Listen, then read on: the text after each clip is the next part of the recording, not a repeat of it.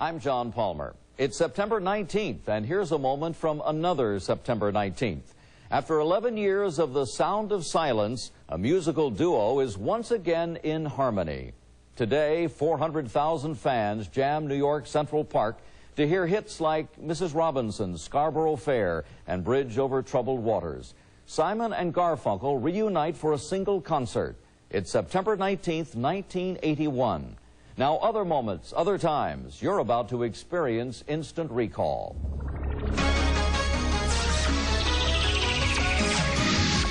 A would-be all-American boy, a quiet college campus. Suddenly, a city must stop the rampage of the Texas Tower sniper. I'll never, ever forget the sights, the sounds of a campus strewn with bodies, people screaming, people running, and bullets flying everywhere.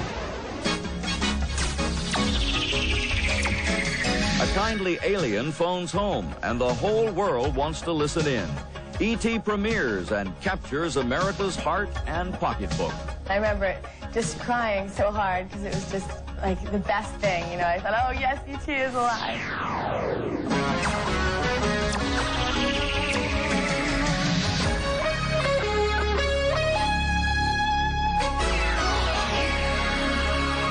To set the stage for our first story, we open a time capsule. The date, August 1st, 1966. The Beatles have caused a scandal with a gruesome album cover. It features John, Paul, George, and Ringo dressed in butcher smocks, holding chunks of bloody meat and decapitated baby dolls. John thinks the cover is as relevant as Vietnam, but distributors refuse to ship the record to the stores. Capitol Records destroys 750,000 covers and has the artwork completely redone. Yesterday. In its new packaging, Yesterday and Today hits #1 on the album charts. EMI Records estimates that the group has now sold 150 million singles in their 4 years of recording. This is Tommy Charles. Doug Layton and I are, as you may have heard, leading a protest against the Beatles because of certain anti-Christian and anti-American statements they made. Beatle records are banned on some radio stations and even burned after John Lennon is quoted in a teen magazine as saying, "We are more popular than Jesus now." On Saturday mornings, the Fab Four appear on our television screens with their own cartoon. On drawing the characters, TV Guide reports that John slouches, George frowns, Paul skips, and Ringo always looks a bit disjointed. The new Ford Country Squire. Thunderbird 66. Unique in all the world. Get a Mustang, get away sick. Ralph Nader declares war on the auto industry. Baby, you can drive my car. He says the Chevy Corvair's tendency to spin out and roll over isn't merely a design flaw, but a preventable tragedy. My baby does the hanky-panky. Wearing a hot pink chiffon tent dress with sling-back pumps to match, Lucy Johnson greets her guests at a pre-wedding party hosted by Averil Harriman. The president's daughter will marry Patrick Nugent this weekend. Paper dresses are the latest in fashion, going for $10 to $250. Who says clothes are supposed to be durable? Why not throw them away? Wild thing, think I love you. Jane Fonda undresses in this month's Playboy. Magazines and tabloids report that Frank Sinatra and Mia Farrow have married in 5 minutes flat. Wedding guest Red Skelton says the bride took her thumb out of her mouth and Frank put the ring on her finger. Some impressions of August 1st, 1966. On that same day, a clean-cut young engineering student, 25 years old, a former Marine, carries out a mission that he had been planning for some time. He had written about it in a note that he addressed to whom it may concern. In it, he wrote, "I intend to kill my wife after I pick her up from work. I don't want her to have to face the embarrassment that my actions will surely cause her." His actions would throw the nation into a state of shock. Here is KTBC television news editor Neil Speltz. Good evening. One of history's worst mass murders occurred here in Austin today. It was August 1st, 1966, and I'll never, ever forget the sights, the sounds of a campus strewn with bodies, people screaming, people running, and bullets flying everywhere. and all of a sudden you realize there are people dead, dying, being killed, and there's a madman responsible for it. It's almost noon. University of Texas student Charles Whitman climbs the stairs of the school's clock tower. It is the highest point in Austin. Whitman has an unobstructed view of the city. He's an Eagle Scout, he's married. He drags an arsenal of weapons behind him. This is a warning to the citizens of Austin. Stay away from the university area. There is a sniper on the university tower firing at will. Neil Speltz, news anchor at a local television station, hears about the shooting on the police radio. Arriving on campus only minutes later, he's not prepared for the scene reminiscent of a battlefield that greets him there. There were bodies lying on the ground. There were people darting from one tree to another, trying to rush out and save injured students, or trying to save wounded students, or just trying to get out of the way. Police officers carrying only handguns are helpless, watching as innocent victims are gunned down with methodical accuracy. They would run across the lawn, and it was just amazing to watch them just drop. You'd see them running and then just fall, just here and there. There were some people behind a step right there, and this policeman stood up, and when he stood up, he just caught a full charge right in the middle of his chest. There was a lady standing beside him, and she wrapped him up, but I could see that he was, pretty seriously injured, if not dead. As she hears those first gunshots, university student Beulah Cooper faces the horrifying realization that her young son Dewey is in the area. She is unable to get to him until police finally give the all clear.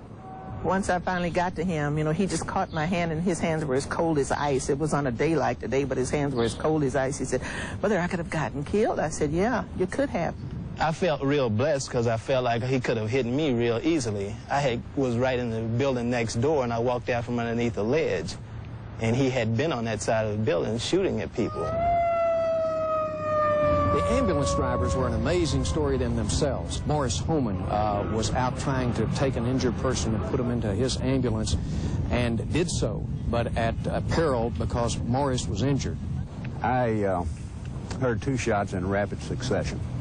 I'm unable to determine whether it was the first or second shot that hit me, but whichever one missed hit the windshield of the parked automobile, which I rolled under when I fell. There were heroes and heroines all over this campus, people risking their lives to save or help other people, and yet all the time the gunfire, over and over, not just from the sniper, but people and average citizens who had brought their deer rifles from home started firing back. I personally went past 3 different citizens that had high-powered rifles with scopes that were shooting up at the top of the tower. We didn't say anything to anybody about it because we were interested in any help that we could get. 2 police officers climb to the top of the tower. They are joined by local merchant Alan Crum, who has just been deputized. The 3 men have only one strategy: get to the sniper and shoot to kill. This is Neil Speltz with a bulletin from the KTBC radio newsroom. The sniper is dead. The bells of the clock tower strike 1. Minutes later, it's over. In the span of an hour, 13 people are dead, more than 30 others wounded. Charles Whitman has left an indelible mark on the memories of all those unfortunate enough to witness his murderous rampage on this first day of August, 1966.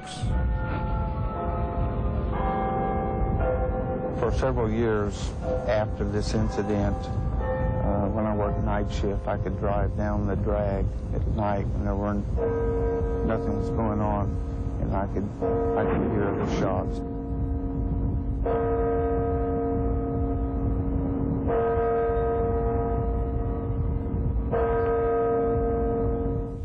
In the weeks before the rampage, Charles Whitman had complained of terrible headaches and told a campus psychiatrist that he was afraid of his violent impulses. The note he left behind seemed to suggest that his motive revolved around an intense hatred for his strict father, a man who was proud to have taught all of his children how to use a gun. In the wake of the shooting spree, only 3 years after the assassination of President Kennedy, there were renewed calls for gun control. calls that again went unanswered. Next, another moment, another time on Instant Recall. Holmes versus Cooney, Rocky versus Mr. T, and Reagan versus the Wall.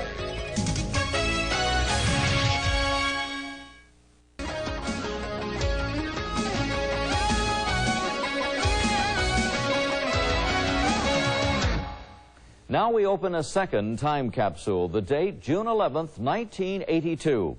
It's a day of feuding and fighting. They both defected from Mother Russia, but today dancers Mikhail Baryshnikov and Alexander Godunov are out of step.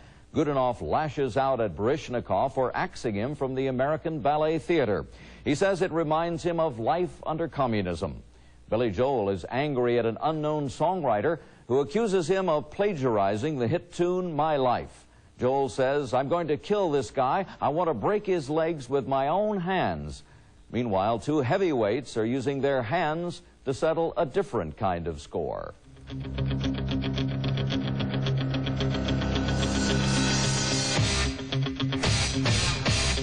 The bookies rate Holmes an 8-5 favorite to hand Jerry Cooney his first career defeat.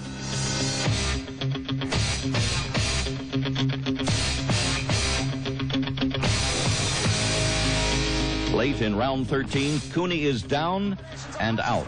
Champion against Jerry Cooney. This one is all but over. Cooney against the rope. Mills Lane steps in. Face to face, out in the heat. At the movies today, another battle. What's your prediction for the fight then? Prediction? Yes, prediction. Pain. Rocky III is a box office smash.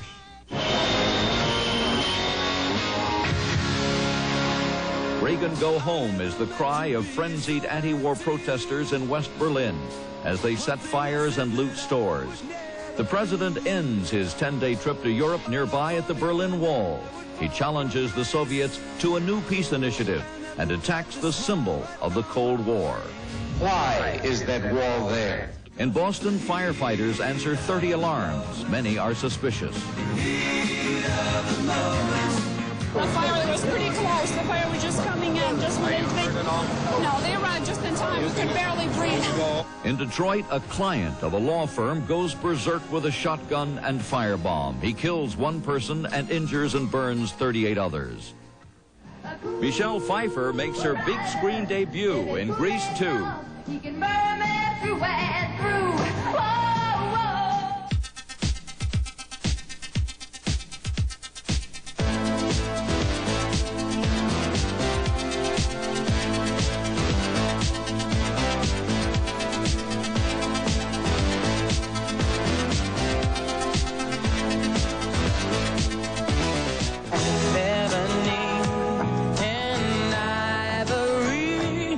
McCartney and Stevie Wonder have today's #1 hit. Harmony. And good news for England in the Falklands War. As British troops close in on the last Argentine stronghold, nearly 700 of their mates return home aboard the QE2. And those British soldiers are coming home to a blessed event. Princess Di is in her 9th month of being in a family way. And there's somebody else who wants to go home, a friendly little creature who's out of this world. That's our story for June 11th, 1982. Next on Instant Recall. UFOs mean business. E.T. is a blockbuster.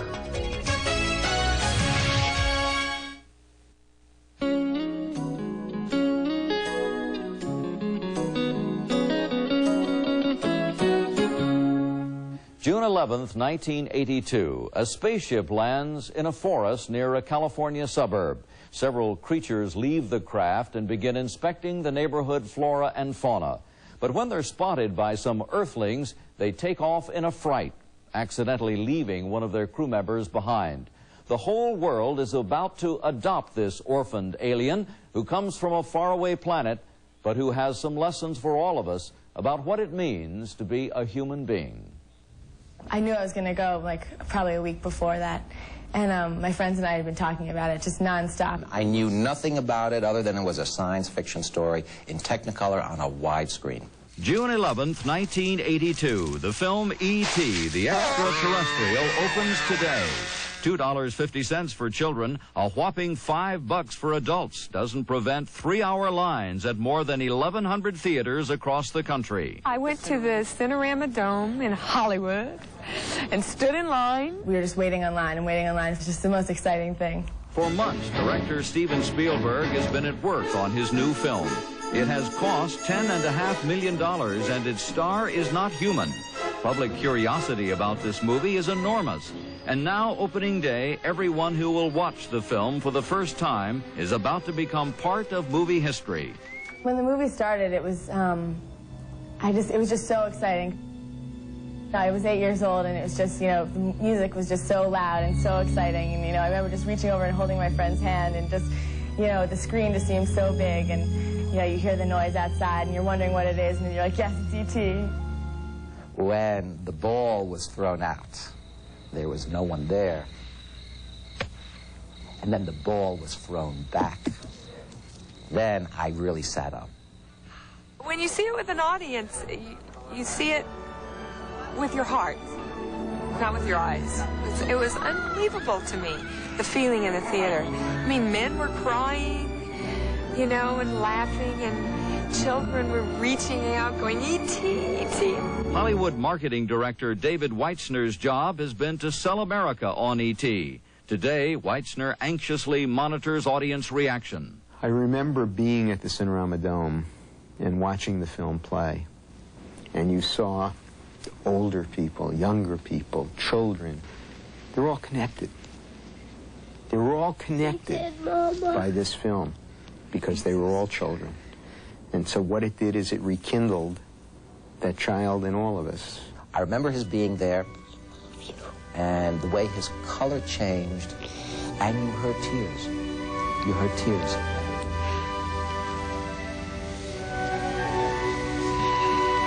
And, his heart goes on inside, that red light that just comes on. And I remember just crying so hard because it was just, like, the best thing, I thought, oh, yes, E.T. is alive.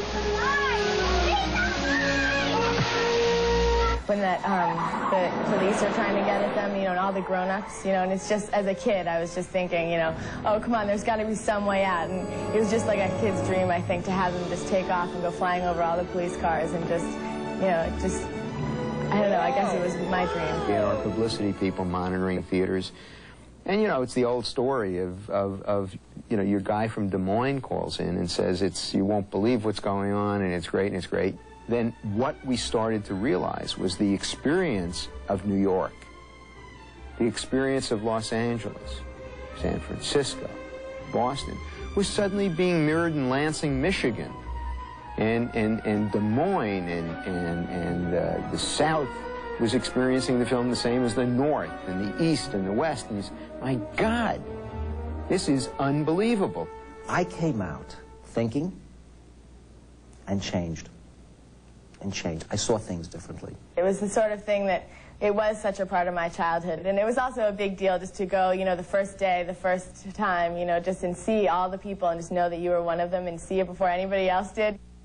You must believe me that at the conclusion of E.T., the audience did not leave. People sat in their seats. I think they wanted us to run the film again. They would not leave the theater. People were teary-eyed. There were expressions that are hard to describe. It sounds corny to say that they were of love and what have you, but they were. They had seen something wonderful.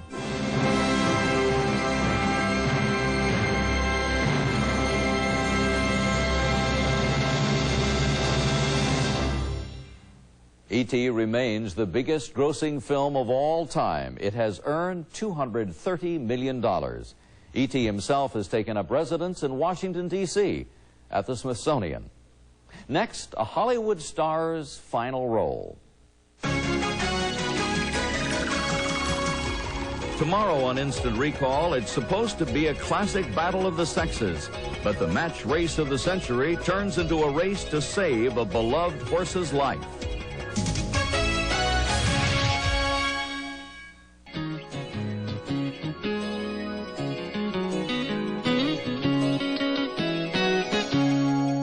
I remember another September 19th, 1982. She came from Sweden to become a Hollywood star. She earned a saintly reputation. Then she scandalized America. She left her husband for an Italian director, and her career went into a tailspin. But she soared back to the top, winning 2 Academy Awards and becoming a screen legend along the way. And today, Ingrid Bergman receives a final accolade, a posthumous Emmy Award for her performance as Golda Meir in A Woman Named Golda. We leave you now with a top 10 song from that day by Chicago. Until another moment and another time, I'm John Palmer.